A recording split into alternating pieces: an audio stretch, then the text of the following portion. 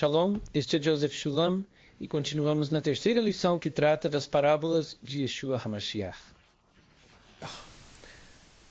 Os evangelhos do Novo Testamento contêm muitos dos ensinamentos e declarações de Yeshua, e muitos dos seus ensinamentos são parábolas. As parábolas são o meio pelo qual Yeshua ensina. E claro, durante o período do Segundo Templo, Yeshua não é o único rabino que ensinou por parábolas. Nossos rabinos judeus tradicionais, que estão registrados no Talmud, na Mishnah, na literatura midráshica, todos ensinavam usando parábolas, porque parábolas eram a maneira pela qual as pessoas podiam dizer coisas que não poderiam ser ditas de uma forma mais gentil, a não ser através de parábolas. E as parábolas continham alguns pontos espirituosos. Eles continham alguns pontos políticos, alguns pontos agudos, e às vezes eram absurdos.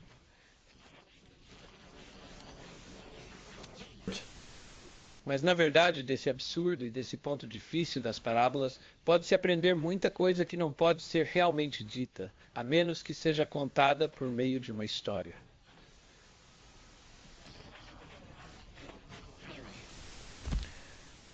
E já tratamos de 2 sessões falando sobre as parábolas de Yeshua. E quero dizer que quando estudamos as palavras de Yeshua, os evangelhos, encontramos uma imagem muito diferente daquela que tradicionalmente é considerada pelo cristianismo evangélico como o pão com manteiga, a base, as questões fundamentais do Novo Testamento e do Evangelho.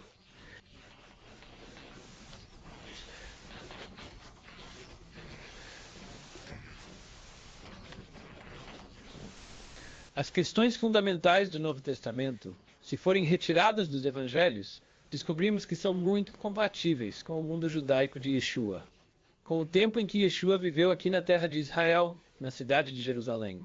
Caminhou pelas colinas da Galileia, alimentou as pessoas nos vales próximos ao mar da Galileia e pescou junto com seus discípulos no mar da Galileia, no Kineret, como o chamamos em hebraico.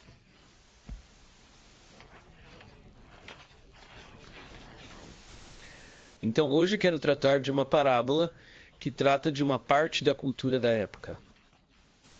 Temos que perceber que naquela época, a principal diversão que as pessoas tinham era em casa e era durante as refeições.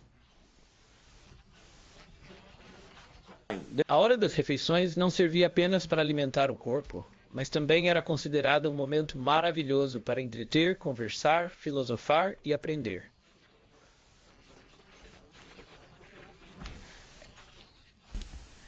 É um ótimo momento para aprender durante o jantar. Percebo que, na nossa cultura de hoje, as famílias se reúnem muito pouco, como uma família inteira, para jantar e conversar sobre coisas que são pertinentes e que são espirituais e que estão construindo as relações na família e que são usadas como meio de ensino.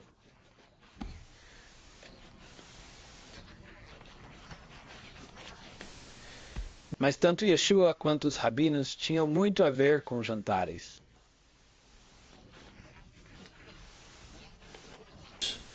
E durante esses jantares, eles se sentavam juntos em volta da mesa. Geralmente era uma mesa com 3 pernas, como a letra C, mas com 3 pernas no meio era oca. E então as pessoas se acomodavam nas laterais da mesa.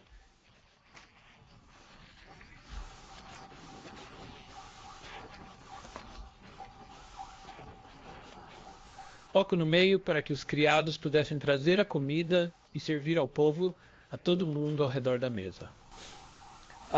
E que cada um pudesse se ver e discutir. Chamava-se triclínio em latim, mesa de 3 lados. Muitas das parábolas de Yeshua e das histórias sobre Yeshua, ele está na casa de alguém jantando. Isso é verdade em Lucas 7, e agora vamos falar sobre o encontro de Yeshua em um jantar e discutir coisas com seus anfitriões.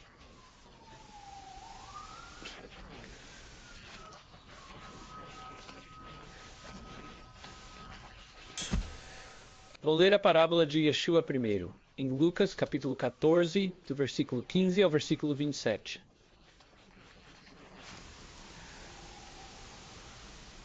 Quando um dos que estavam à mesa com ele ouviu isso, disse Yeshua: Bem-aventurado o homem que comerá na festa do reino de Deus. E Yeshua respondeu: Um certo homem estava preparando um grande banquete e convidou muitos convidados. Na hora do banquete, ele mandou seus servos avisarem aos que haviam sido convidados: Venham, que está tudo pronto. Mas todos começaram a dar desculpas. O primeiro dizia: Acabei de comprar um campo. Devo ir ver. Por favor, dê-me licença. Outro disse: Acabei de comprar 5 juntas de bois e estou indo experimentá-las. Por favor, desculpe-me. Ainda outro disse: Acabei de me casar, então não posso ir. O servo voltou e relatou isso ao seu senhor. Quando o dono da casa se irritou e ordenou ao criado, saísse rapidamente pelas ruas e becos da cidade e trouxesse os pobres, os aleijados, os cegos e os coxos.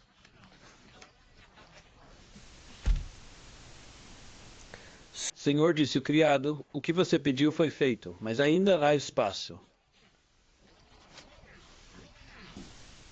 Então o Senhor disse ao seu servo para sair pelas estradas e pelos caminhos do campo e fazê-los entrar, para que minha casa fique cheia. Eu te digo que nenhum destes homens que foram convidados poderá provar do meu banquete. Versículo 25. Uma grande multidão. Estávamos viajando com Jesus, com Yeshua, e voltando-se para eles. Ele disse que se alguém vem a mim e não odeia seu pai, sua mãe, sua esposa e seus filhos, seus irmãos e suas irmãs, sim, até mesmo sua própria vida, ele não pode ser meu discípulo.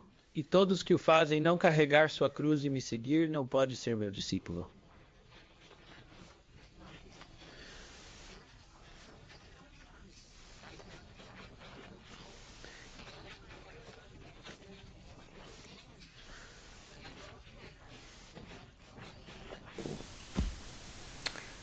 Esta parábola de Yeshua tem muitos aspectos muito difíceis, mas para entender que precisamos conhecer a Torá, e uma parte desse texto da Torá vem de Deuteronômio capítulo 20, onde as pessoas que se casaram ou compraram bois, ou compraram um campo, ou têm medo de serem dispensados de ingressar no exército e ir para a batalha na guerra.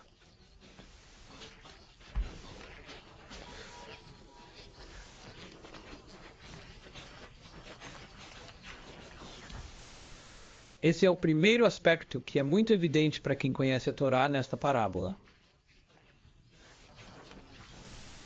Essas pessoas que foram convidadas e queriam ser dispensadas de vir à parábola tinham uma desculpa que era legítima para não irem à guerra. Mas a questão que se coloca aqui é qual é uma desculpa que é legítima para não irem ao banquete.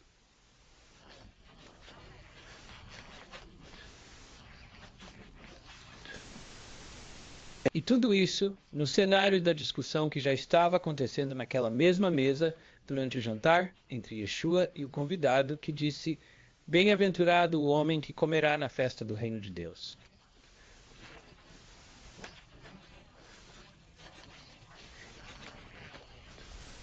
Em outras palavras, todos querem estar na festa do reino de Deus, mas muitas pessoas têm desculpas para não comparecer. Eles têm coisas que são mais importantes para eles, que são mais ocupados para eles não virem.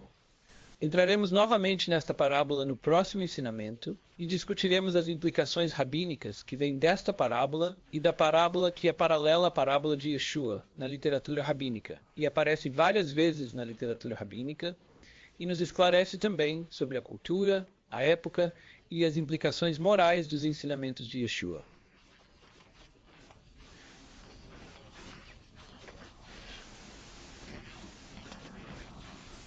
Temos que entender, queridos irmãos e irmãs, queridos amigos, que Yeshua viveu no período do segundo templo na terra de Israel, na cultura judaica.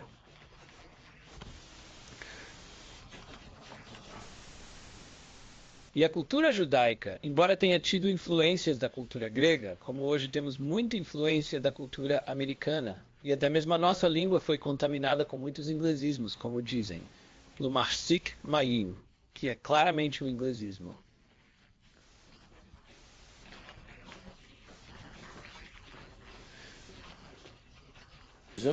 E temos drogarias em hebraico, dizem drogarias. Things like E coisas como você está me deixando louco, às vezes são traduzidas para o hebraico e se tornam muito engraçadas. Mesma coisa aconteceu no tempo de Yeshua com os gregos. Contudo, a língua principal e a expressão principal não eram o grego, especialmente quando se tratava de uma discussão religiosa ou no jantar formal. Estava sempre em hebraico. E esse hebraico se reflete nessas parábolas de Yeshua. Eles tinham que ser ditos em hebraico e não em grego. Então iremos para a segunda sessão desta mesma lição e nos abriremos na literatura rabínica a partir do mesmo texto da parábola.